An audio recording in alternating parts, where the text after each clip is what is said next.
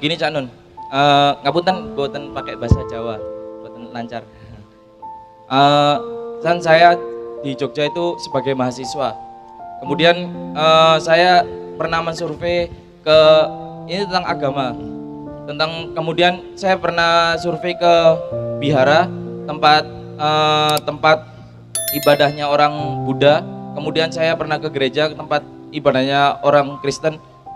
Itu sejatinya kalau yang saya survei dan saya tanya-tanya tentang ke biharanya itu bahwa agama Buddha juga mengajarkan tentang kebaikan, tentang kebenaran. Kemudian di Kristen juga mengajarkan tentang kebaikan dan kebenaran. Kemudian saya sendiri Islam itu mengajarkan tentang kebaikan dan kebenaran. Apakah sejatinya semua agama itu mengajarkan kebaikan, apa kebenaran?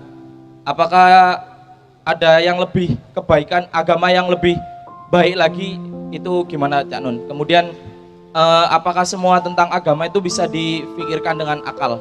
Gitu, terima kasih. Oke, dua jawaban. Karena supaya langsung pikirannya nyambung ya Rek ya, tak jawab langsung. Pertama, agama itu gaenane sapa? Nah, sebutkan ciri-ciri bikinan Allah.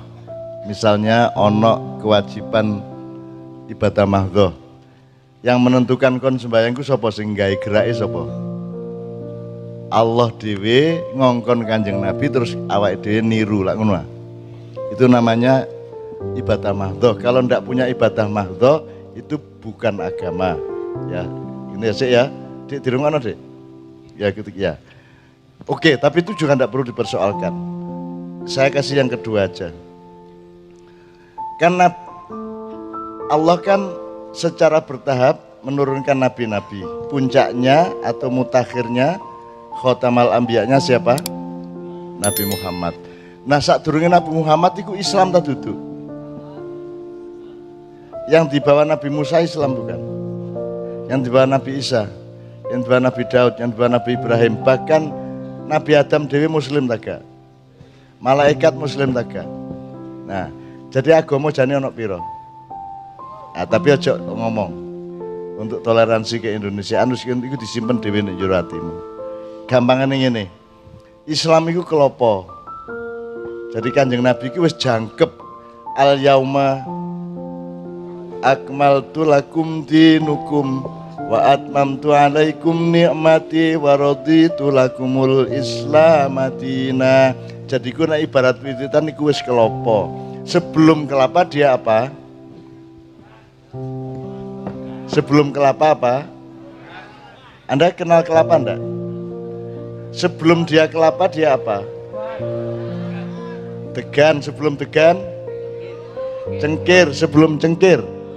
Nah, aku takon, saya tanya, bluluk, cengkir, degan, kelapa itu 4 apa 1? Berarti agama ada berapa? Nah, Islam itu kelapanya, yang lain-lain itu masih degan, masih cengkir, masih bluluk. Cuman karena dunia tidak paham agama, ono sing agama bluluk, ono sing agama cengkir, ono sing agama degan, sampean beragama kelapa. Monggo sak karepe dhewe, nek kate ngrakoti bluluk ya krakotono kono. Ketika jadi kelapa sudah jelas strukturnya dan sudah jelas manfaatnya. Kalau batoknya manfaat apa, sabutnya manfaat apa, airnya manfaat apa, kerambile manfaat apa, belarae, janure, glugune semua sudah bermanfaat. Maka dia menjadi lambang dari Praja Muda Karana atau Pandu. Gitu ya. Gitu ya. Oke ya, jelas ya. Tapi Anda cari sendiri, jangan saya disuruh berfatwa kepada Anda. Karena saya bukan tukang fatwa. Dan saya tidak mau nambah-nambahi kontroversi atau pertentangan antara fatwa satu dengan yang lainnya. Pokoknya Anda belajar sendiri. Yang mana yang agama, yang mana yang bukan agama. Tapi kalau bukan agama gak usah kok tuduh, kamu lah bukan agama, gak usah gitu. Ono arek kok gak tapek ganteng, gak usah ngomong, kono gak ganteng sih. Kono rodok merongos si opo, gak usah ngono ya. Dan gak apa-apa, hormatilah semuanya, karena semua adalah ciptaan Allah Subhanahu Wa Taala, gitu ya. Tepuk tangan untuk teman kita dari Jogja. Berikutnya, tapi kita batasi ya, 2 lagi ya Mas ya, mohon maaf ya. Tanya. Ada yang dari sini dulu, tolong yang dari santri dulu, ya enggak apa-apa. Sampean dulu terus santri ya. Oke. Nama Asal saya cepet boleh, 4 boleh. Assalamualaikum warahmatullahi wabarakatuh. Biasa dipanggil Kang Musin dari Lampung. Kami ingin menanyakan tentang permasalahan dua perkara yang memang baik tapi sama-sama memiliki kelemahan. Untuk tentang menghafal Al-Quran kan itu sebenarnya juga baik. Cuma itu kadang kebanyakan kasus ini yang menghafal Al-Quran ini tidak mengerti seperti halnya tadi yang dicontohkan, seperti kata-kata wa ma arsalnakum illa tadi terusannya. Nah itu kan adanya adat hasar ataupun apa, seperti contoh la ilaha illallah dengan Allahu ilahun atau apa gitu. Nah ini kan untuk Al-Quran ini juga memiliki kelemahan tersebut. Ketika ditanya tentang permasalahan yang lebih spesifik seperti itu kan tidak mengerti. Terus untuk yang mengkaji ilmu pengetahuan pun juga seperti itu.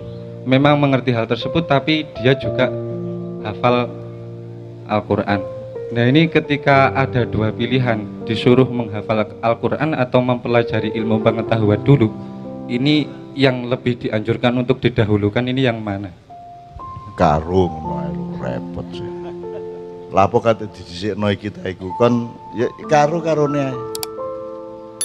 Memang baca Quran 24 jam.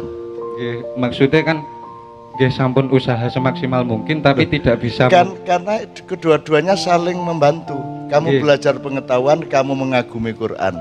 Kamu menghafalkan Quran, kamu menjadi lebih tahu. Kan kedua-duanya sama. Maksudnya ini tidak mampu untuk mengejar kedua-duanya, hanya mampu mengejar salah satunya saja.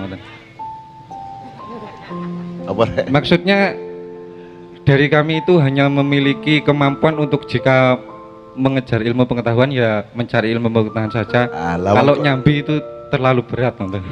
Oh maksudnya kalau waktunya diserap untuk sekolah resmi gitu. Maksudmu sekolah umum apa sekolah hifdzul Quran atau gimana? Maksudnya ini lebih ke mempelajari ilmu pengetahuan tentang agama atau lebih ke hafalannya gitu? Kedua-duanya. Wong hafal Quran kan tidak harus hafal Quran seluruhnya. Ada kewajiban menghafalkan Quran seluruhnya. Lah tidak ada. Ayat-ayat tertentu tok yang memang baik dan membantu pengetahuanmu juga baik. Kalau Anda mempelajari pengetahuan tanpa Al-Quran juga tidak akan luas. Kalau Anda mempelajari Al-Quran tok tanpa pengetahuan yang lebih luas juga Al-Qurannya menjadi mandek gitu. Jadi menurut saya kedua-duanya. Bekerja atau belajar dulu. Ya kon kari milih learning by doing atau doing by learning, tapi kedua-duanya. Ya dipikir nomena ya. Kon kenapa harus milih salah satu sih?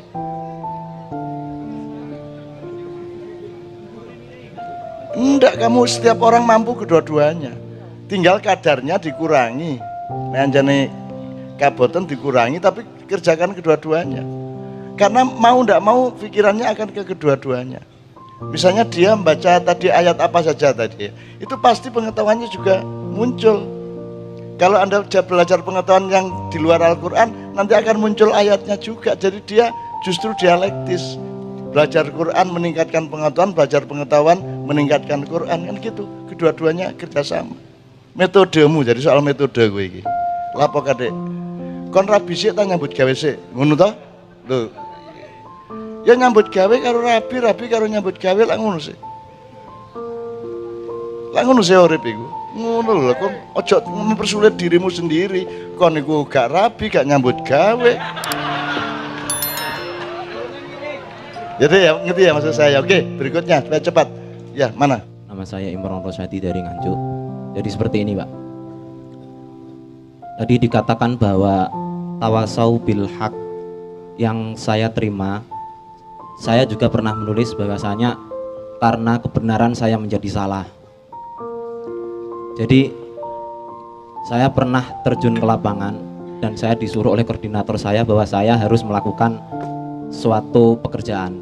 Lalu itu saya lakukan dengan kebenaran yang menurut saya itu benar, dan saya diingatkan dan menurut koordinator saya itu adalah salah. Bagaimana saya sebagai bawahan itu menyikapi atas apa yang telah saya pikirkan bahwa itu benar ternyata disalahkan oleh koordinator saya. Terima kasih. Ya makanya sejak awal dipahami betul batas regulasinya atau SOP-nya. Ya. Jadi Anda jangan membawa kebenaran pribadi Anda kepada organisasi atau kepada kelompok, kan gitu sebenarnya. Nek anjane kon di kuno misalnya bal-balan aturannya melok bal-balan. Nek Anda masuk satu program ya Anda taat kepada program itu. Meskipun Anda tidak terlalu sepakat sepanjang tidak melanggar akhlak dan akidah gitu loh deh. Jadi ojo egois, wong sekolah ae deh. Kon dadi sarjana nggawe skripsi, iku ojo kok paksakan pikiranmu. Pokoknya sing kira-kira nggarai dosenmu ngelulusno awakmu ngene lho. Ngono ae, ojo adek kok lawan, ojo adek gede-gede pikiranmu dhewe kok tono iku dosenmu gak paham kok tambah gak lulus kon. Jadi orang sekolah itu tujuannya menurut saya adalah membahagiakan ibu dan bapakmu nomor satu. Nomor loro baru golek ilmu, dan ilmu tempatnya tidak hanya di sekolahan, bahkan sekolah itu mempersempit ilmu sebenarnya. Sekolah-sekolah modern itu membuat Anda menjadi lebih sempit sebagai manusia. Jadi tujuannya kon kuliah iku loro, siji membahagiakan ibu dan bapak, loro cek gampang nyambut gawe, ngono lho rek. Perkara ilmu karo Quran kon, ngono lho. Ngono ya Dek ya. Nah, jadi Anda juga jangan egois. Tidak harus karena ngono kon dadi ketuane ae, koordinator ae aja. Wong kon nganggota kok kate ya apa meneh Dek ya. Makanya dipahami, kalau organisasi kan ada aturan bersama sudah. Nah, jangan memakai aturan pribadimu atau subjektifmu, kira-kira gitu. Saya tidak bisa merespon lebih dari itu karena saya tidak mengerti masalah dan kasusnya yang sebenarnya. Ngono ya. Apa ya Dek ya? Kok aja egois, nuten ae, angger gak ngelanggar akidah dan akhlak. Gitu ya, oke.